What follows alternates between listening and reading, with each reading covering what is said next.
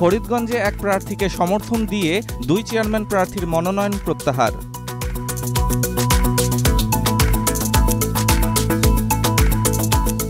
চাঁদপুরের ফরিদগঞ্জ উপজেলা পরিষদ নির্বাচনে 2 চেয়ারম্যান প্রার্থী অন্য এক প্রার্থীর পক্ষে সমর্থন দিয়ে মনোনয়ন প্রত্যাহার করে নিয়েছেন।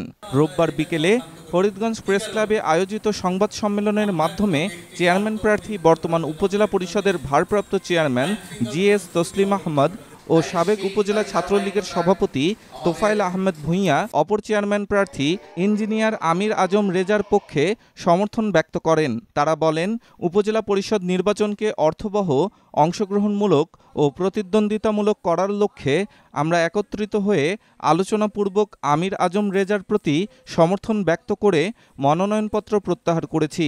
আগামীতে আমির আজম রেজার বিজয় নিশ্চিত করার লক্ষ্যে আমরা একযোগে কাজ করব।